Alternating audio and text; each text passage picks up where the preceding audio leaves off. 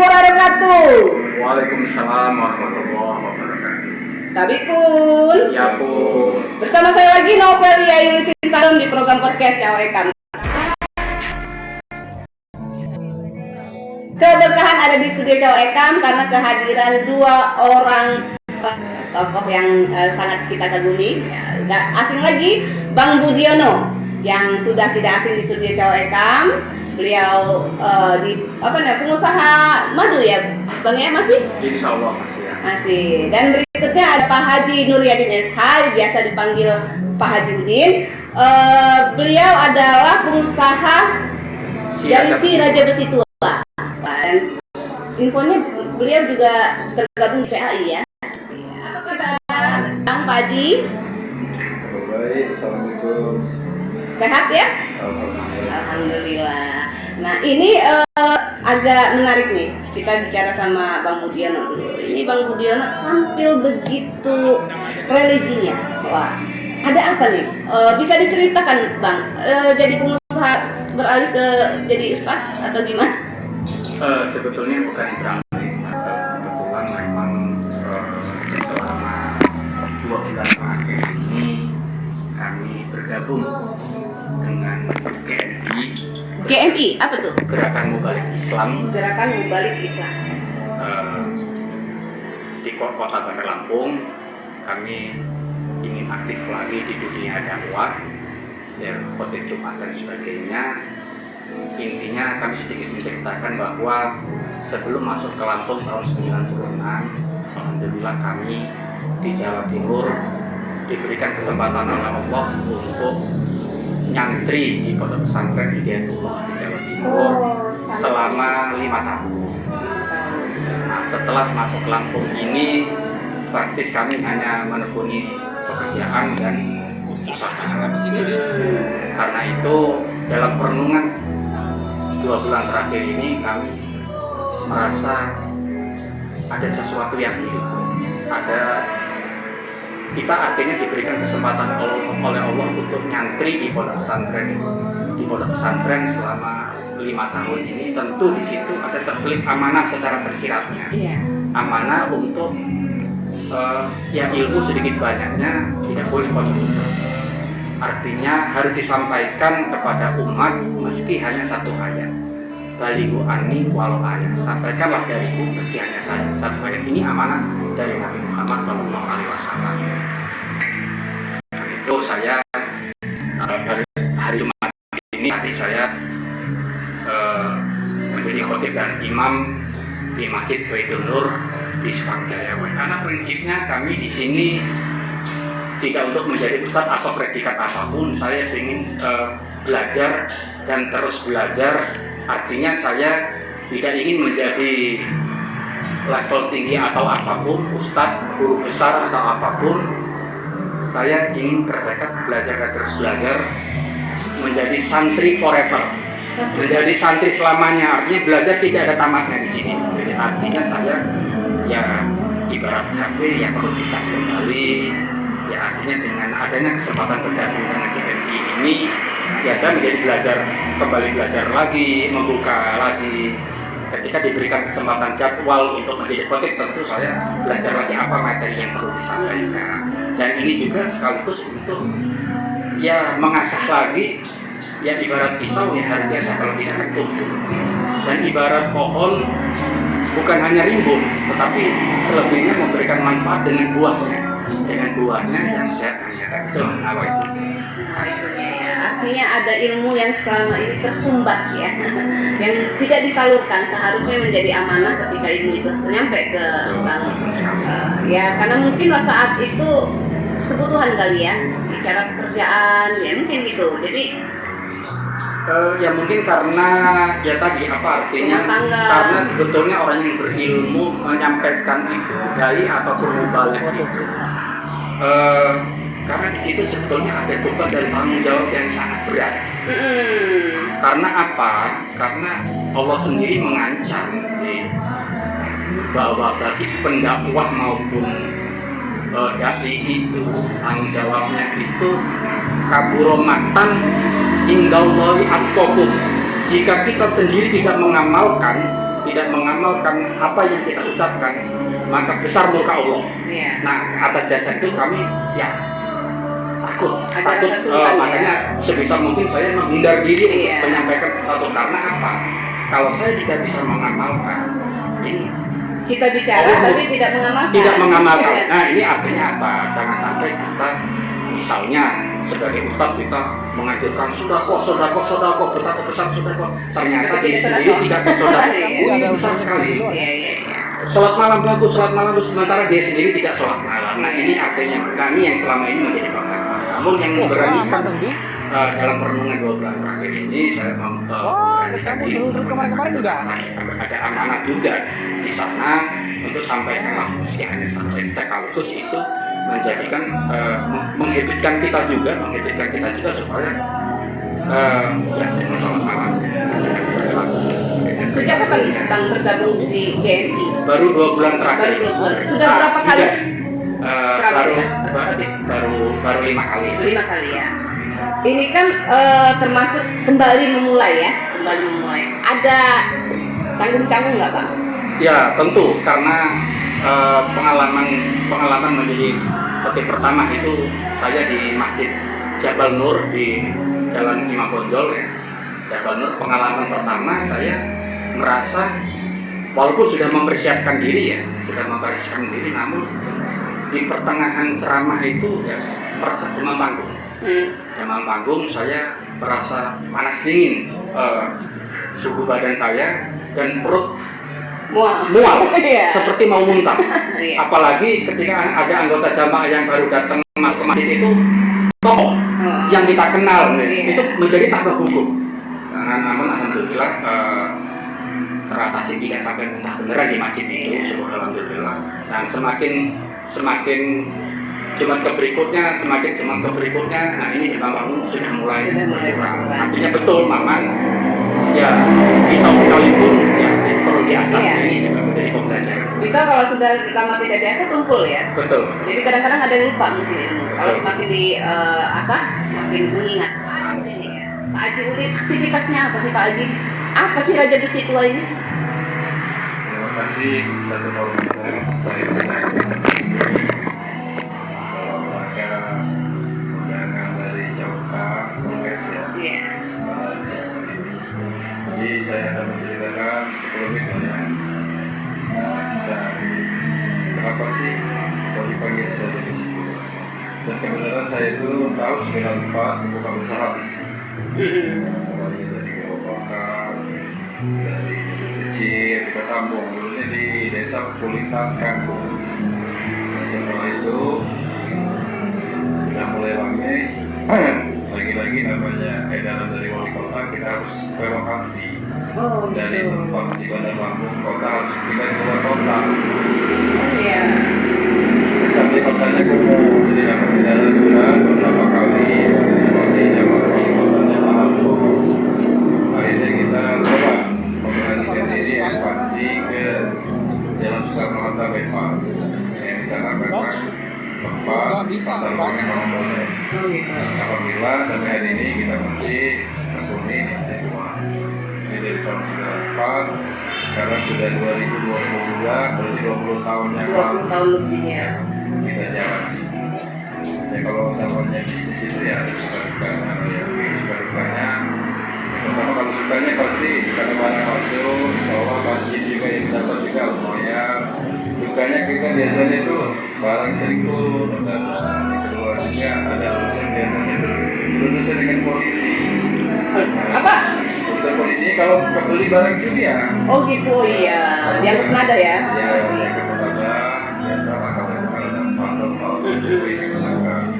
Alhamdulillah sampai hari ini kita masih berjalan di Jalan Soekarno-Hatta. Kenapa dijuluki si Raja Besi Tua? Tadinya kita nggak tahu karena memang permainan kita tuh di besi itu dari tahun 94 sampai hari ini. Ada ketemu waktu dulu Bang Firman Simatupang, pengacara online di Bandar Lampung. Waktu itu sama kami sama-sama berbicara dan sama-sama berbicara. Awalnya si Raja Besi Tua. Jadi saya tadinya nggak ingat kalau itu abadikan saja. Oh gitu. Jadi, alhamdulillah walaupun kelawan membawa berkah. Membawa berkah, membawa rezeki. Iya. Boleh juga. Sampai hari ini ya kita masih jalani aktivitas itu. Selain aktivitas di si, kita juga main yang di tanah seperti Oh, bekerja di mana itu, Pak Haji? Artinya asal-asalnya ya kalau Lampung ini adalah beberapa kabupaten, Oh gitu. tapi nggak apa. Nah, ya kita investasinya di situ Pak. Iya.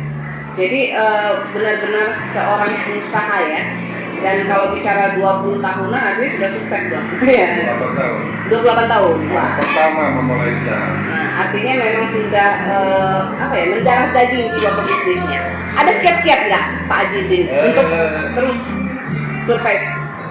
Ya usaha itu yang pertama kita harus selalu kita baca situasi. Yang kedua harus pandai melihat situasi seperti apa. Biasanya dalam pemerintahan itu kan ada namanya itu pilpres, pileg. Nah biasanya kalau mau pileg, mau pilpres barang-barang itu turun.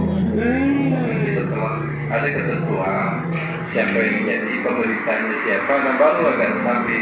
Oh iya. Kalau bahasa orang bank, bahasa pengusaha itu wait and see, menunggu. Wait and see. Itu menunggu siapa yang terpilih, siapa yang jadi, kebijakannya seperti apa. Diuntungkan pengusaha. Nah sampai hari ini ya kita masih tetap sikapi apapun aturan pemerintah kita tetap patuhi. Alhamdulillah sampai hari ini kita tidak pernah punya masalah. Dari izin-izin kita lengkapi, dari urusan pajak kita bayar. Aturan-aturannya tetap dijalani ya Pak. Dijalani. Iya. Iya. Kalau di PAI-nya nih. Di PAI kebenaran kita masuk PAI itu hampir 3 tahun. Mulai itu kita sebenarnya ditunjuk jadi Dewan Penasehat di provinsi.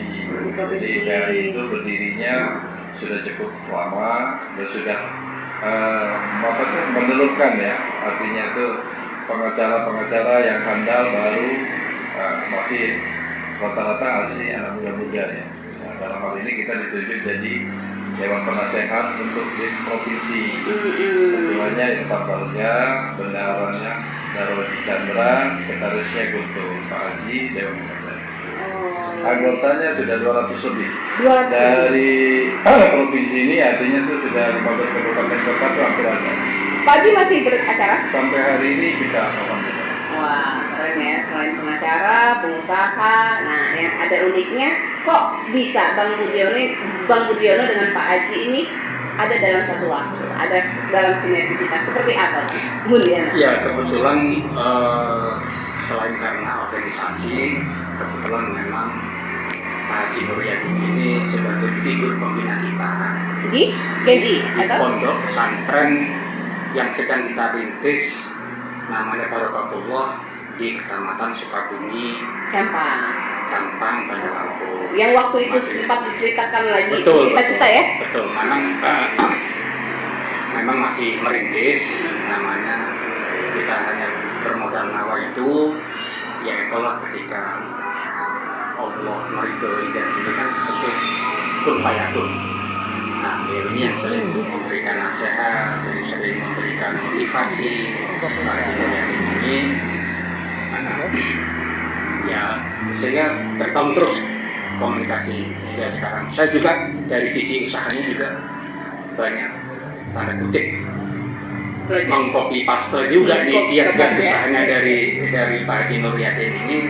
Salah satunya mungkin tadi yang belum sempat disebut itu ada amalan dari Raja Sulaiman, Nabi Sulaiman, innahu min Sulaiman wa innahu bismillahirrahmanirrahim, sampai sekarang pun sering saya amalkan. Bahkan dalam setiap pidato, dalam setiap kesempatan formal, mengimami doa dan sebagainya. Itu dimulai kapan itu baca?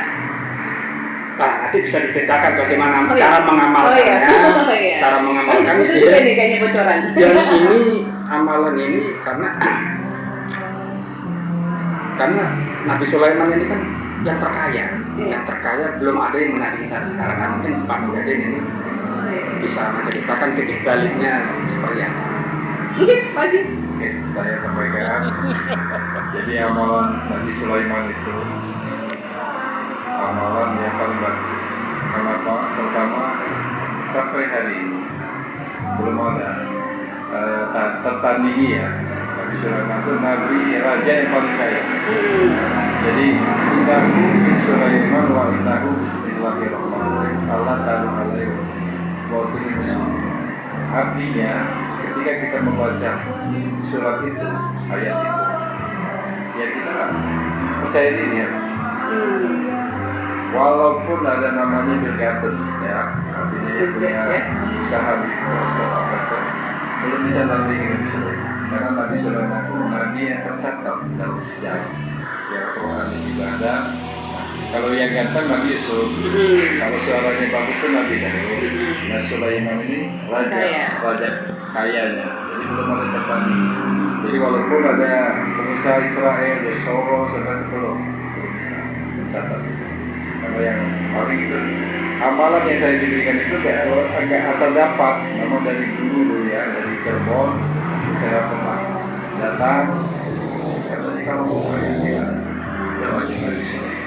Jadi kalau mau kaya Dibaca saat sholat atau kapanpun? Kalau memang seperti itu Ada jumlah misalnya 3 kali. sebenarnya sih sebenarnya asal hafal tidak ya. Oh, asal sudah di sini sama di sini ya. Jadi semua itu kalau udah hafal ya sudah ini apa itu sudah nggak perlu lagi baca tiap hari di WD. Bersyukur kalau di WD-nya sampai 4.000, 40.000.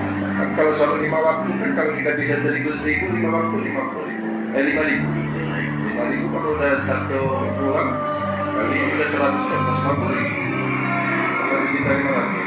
Nah kira-kira kalau sudah dihafal dalam keadaan hati, insya Allah barokahnya itu dapat. Nah, apakah ada hubungan Bang Budiono antara cita-cita Bang Budiono ini di pesantren kita dengan Bang? Sebetulnya ya Pak Haji Nur Yadin ini secara ekonomi, secara usaha untuk pribadi dan keluarganya sudah selesai banyak. Dalam arti sudah tercapai.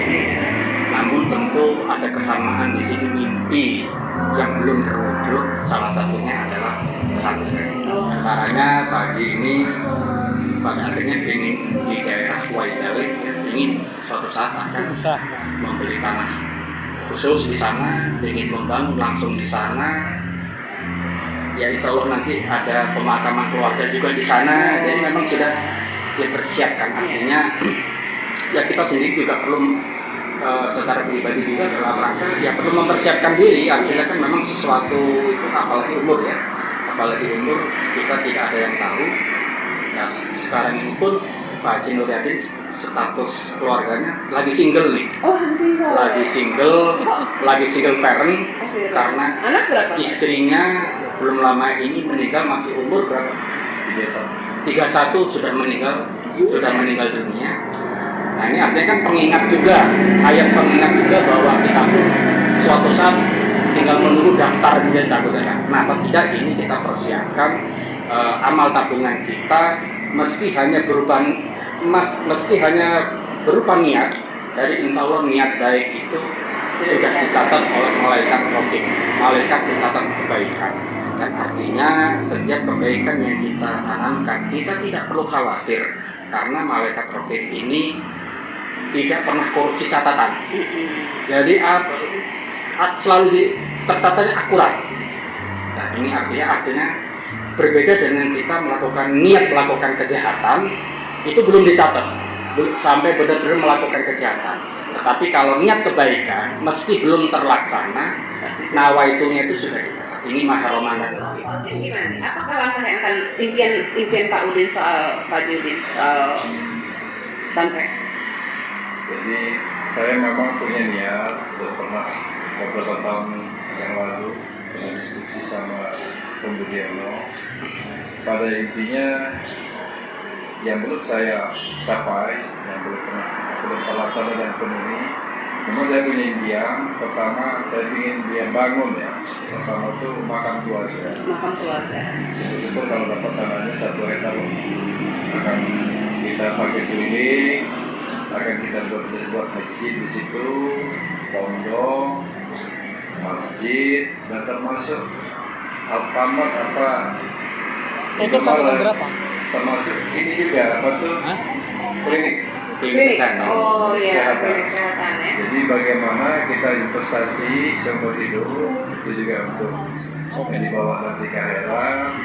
Mudah-mudahan itu juga pengurangan dosa saya kalau dengan dosa kecil karena bermanfaat untuk masyarakat dan keluarga. Saya itu akan bangun nanti Indomaret, Lama juga kita mau. klinik, klinik kesehatan, nanti ada dokter, jadi ada yang pengurus masjid, ada office boy-nya, ada pengurus makam, semuanya bagaimana tercover dengan biaya yang sudah saya investasikan.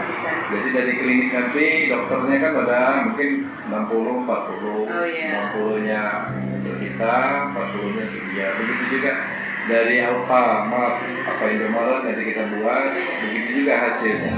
Jadi bagaimana karyawan itu tidak lagi membutuhkan dana uang tangan dari pihak lain.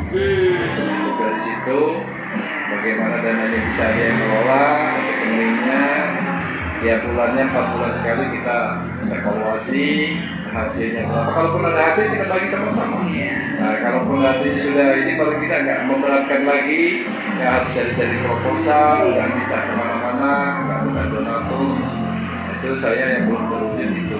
Saya kepingin diwujudkan itu nanti di kampung halaman sendiri, ada makam keluarga, ada masjid, ada juga untuk pemakaman umum. Jadi apa yang dibangun itu seperti pondok tidak tidak mencari-cari donatur ya, tapi bisa mandiri ya Pak. Ya, seorang pengusaha itu mindsetnya nggak meminta. Ya, jadi dari selain figur pembina memang Pak Nuriadi ini ya figur inspiratif saya juga secara pribadi. Iya. Maka itu selain amalan-amalan yang juga saya berusaha amalkan, doa Nabi Sulaiman tadi, yang saya tangkap bahwa kita yang harapannya menginspirasi oleh umat Islam yang lainnya, bahwa ya kita setiap umat Islam ini jangan takut-takut untuk berdoa minta kepada Allah. Termasuk doa meminta kaya itu gak boleh takut. Kenapa harus takut? Karena di Asmaul Husna jelas Allah itu ya Ghani ya Mughni. Allah itu maha kaya dan maha mengkayakan. Jadi umat Islam ini harus sadar kaya. Harus sadar kaya, buktinya apa? Dalam sholat yang kita 5 waktu sendiri, di doa tasahud itu ada Rabbi firli wa khani wa jadul warzuqni di antaranya. Kemudian Nabi Muhammad sendiri juga mengajarkan doa-doa kaya. Contohnya apa? Allahumma inna nas'aluka huda wa tuqa wal afafa wal ghina. Ya Allah, berilah saya petunjuk, pemaafan, takwa dan kekayaan.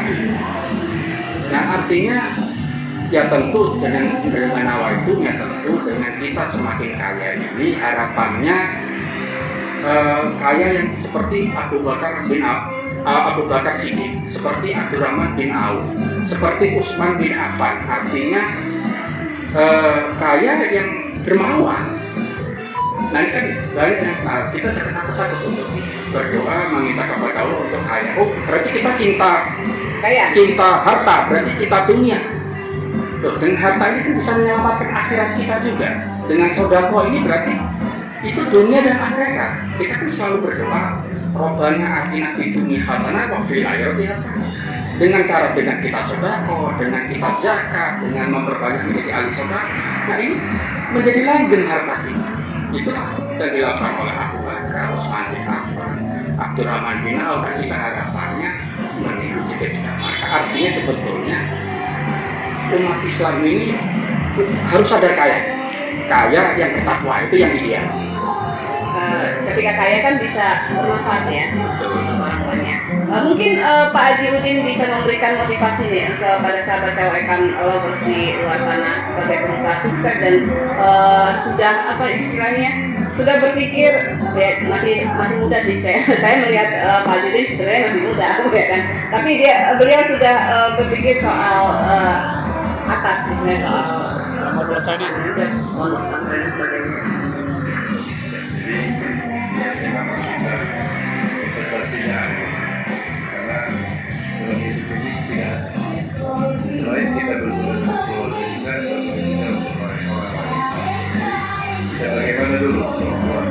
setelah keluarga kita bisa makmurkan, baru mensejahterakan sesuatu keluarga yang baik dan orang yang pasti tetangga dan teman baik. Jadi insya Allah apa yang kami dalam diri payah kita, apa yang kita dapatkan bisa bermanfaat baik di dunia maupun di akhirat. Mudah-mudahan meninggalkan anak yang soleh dan soleh. Allah, itulah impian tidak lain cuma Bungkus ya. Chandra Jaya. Wah, Pak Agus mah. Wah, alhamdulillah. Dapat rezeki terus dari Bang Mudiono ini. Buku kemarin Al-Quran. Wah, terima kasih Bang Mudiono sudah mempercayakan kami ikut menyampaikan dakwahnya, menyampaikan informasi-informasi yang bermanfaat untuk masyarakat dan sahabat Cawekan Lovers khususnya. Mungkin itu saja Bang Mudiono, Pak Haji Udin, terima kasih atas kehadirannya. Sebuah kebanggaan bagi kami bisa menghadirkan sosok-sosok yang sukses. Semoga sukses dunia dan akhirat. Amin. Amin. Rabbal alamin. Sekali lagi, semoga apapun yang dilakukan oleh Bang Mudiono dan Pak Haji Udin mendapatkan keberkahan dari Allah Subhanahu wa Ta'ala. Amin ya rabbal alamin. Saya Novelia Yusri Sanggam bersama Bang Mudiono. Haji Nuryadin. pamit undur diri. Wassalamualaikum warahmatullahi wabarakatuh. Waalaikumsalam.